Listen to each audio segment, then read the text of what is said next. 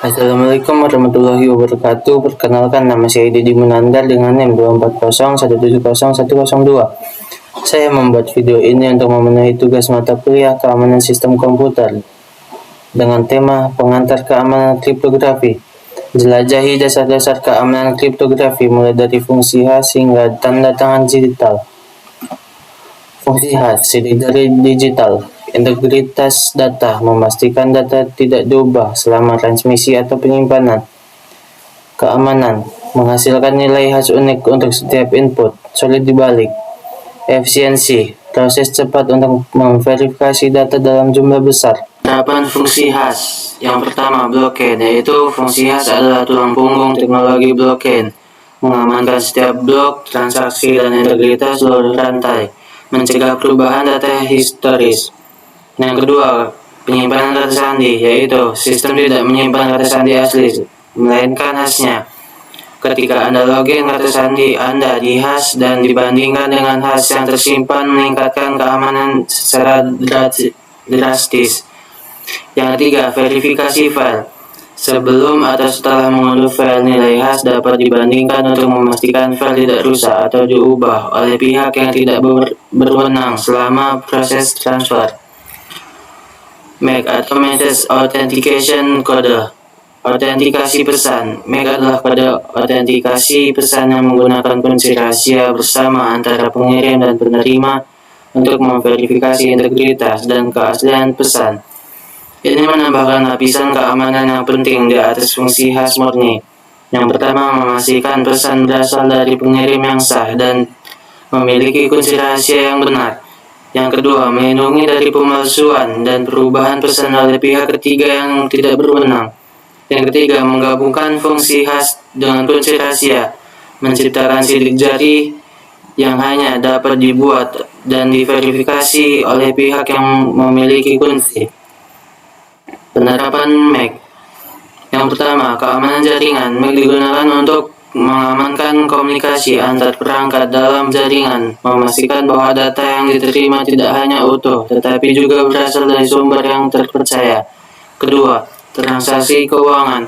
Dalam transaksi perbankan dan pembayaran online, MAC memastikan keaslian dan integritas setiap transaksi, melindungi dari penipuan dan modifikasi tidak sah. Yang ketiga, email aman. Meskipun bukan enkripsi penuh, MAC dapat digunakan untuk memverifikasi pengirim dan konten email, memberikan jaminan bahwa email belum dirusak dalam perjalanan.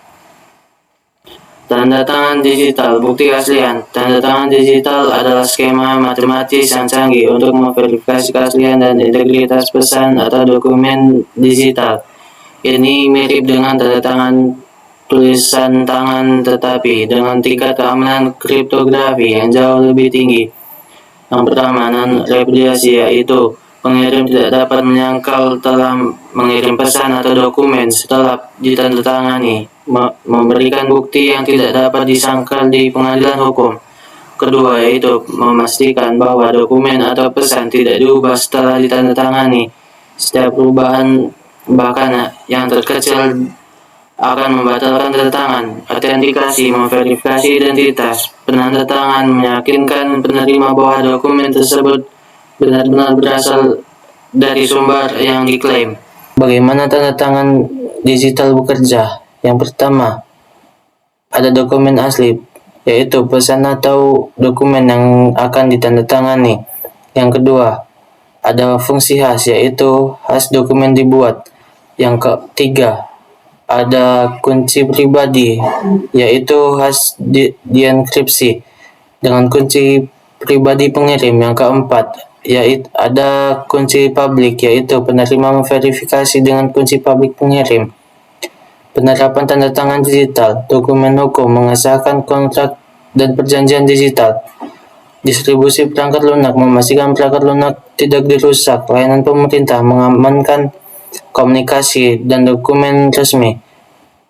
E-commerce, mengamankan transaksi online dan autentikasi pengguna. Perbandingan hash, MAC, dan tanda tangan digital, yaitu yang pertama, integritas, ada 3 ya. Yang kedua, autentikasi, ada 1 tidak dan 2 ya. Non-repudiasi, ada 2 tidak dan 1 ya. Masa depan keamanan digital, teknologi ini terus berkembang untuk melindungi data kita di dunia yang semakin terhubung. Yang pertama, ada kriptografi kuantum, melindungi dari ancaman komputasi kuantum. Yang kedua, ada AI dalam keamanan, mendeteksi dan merespon ancaman secara proaktif. Yang ketiga, ada identitas terdesentralisasi, memberikan kontrol lebih besar kepada pengguna atas data mereka. Sekian dari saya. Wassalamualaikum warahmatullahi wabarakatuh.